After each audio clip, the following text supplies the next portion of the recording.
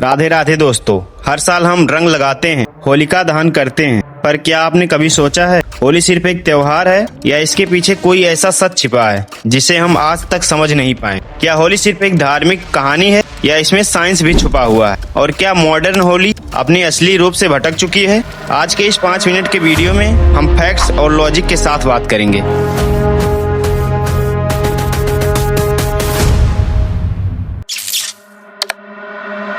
हिंदू धर्म के अनुसार कई साल पहले एक राक्षस था जिसका नाम हिरण्यकश्यप था। उसको अपनी शक्ति पर बहुत घमंड था। वो चाहता था कि लोग उसे ही भगवान माने, लेकिन उसका बेटा प्रहलाद सिर्फ भगवान विष्णु का भक्त था।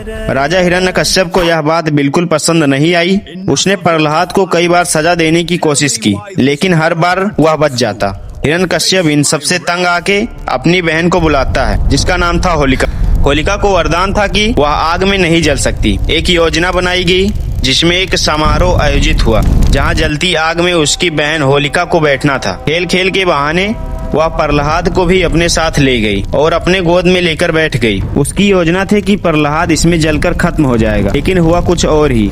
उस जलती हुई आग में होलिका जल गई और प्रहलाद बच गया। तब से हर साल होली के एक दिन पहले होलिका दहन किया जाता है, जो बुराई के जलने और अच्छाई की जीत का प्रतीक है। अब ये तो हो गई पुरानी कहानियाँ जिसे पुरानों से जोड़ा गया, और हिंदू धर्म के लोग इसे कई सालों से मानते हुए आ रहे हैं। अब चलिए हम अपने स्टाइल में बताते हैं इसके पीछे का असली फैक्ट क्या है। लॉजिकल बात को समझते हैं। कई हिस्टोरियन मानते हैं कि ये फेस्टिवल असल में सीजनल चेंज का उत्सव था, जिसे बाद में मिथोलॉजिकल कहानी से जोड़ा गया। ध्यान से सुनो, होली हर साल मार्च के आसपास आती है, ओके? उसी समय में विंटर यानी ठंडी खत्म और बसंत ऋतु आने वाली होती है, ओके? अब समझो, इस समय इन्फेक्शंस और बैक्टीरिया बढ़ने लगती हैं। होलिका दहन में जो आग जलाई जाती है वो आसपास के इन्वायरमेंट को डिसइंफेक्ट करने में मदद करती है, यानी कि बैक्टीरिया को बढ़ने से रोकती है। पुराने समय में जो रंग यूज होते थे वो तेसु के फूल, हल्दी, नीम जैसे नेचुरल सोर्स से बनते थे। यानी उस समय रंग लगाना केवल मस्ती नहीं था, वो स्किन के लिए हेल्दी भी होता था। लेकिन आज जो केमिकल्स कलर मार्केट में मिल रहे हैं वो हमारी त्वचा को नुकसान पहुंचाता है।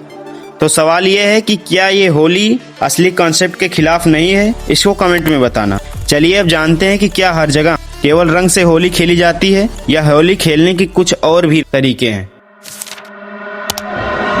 इंडिया में होली हर जगह सेम नहीं होती है। जैसे उत्तर प्रदेश के बरसाना में लठमार होली खेली जाती है, जहां महिलाएं पुरुषों को लाठी से मारने का सिंबॉलिक रिचुअल करती हैं। वृंदावन में फूलों की होली होती है, जहां रंग नहीं फूल बरसाए जाते हैं। पंजाब में होला मोहल्ला मनाया जाता है, जो वॉरियर स्पिरिट का प्रदर्शन करते हैं। अब बात करते हैं कि मॉडर्न होली की क्या कमियां हैं जो हमें सुधारनी चाहिए।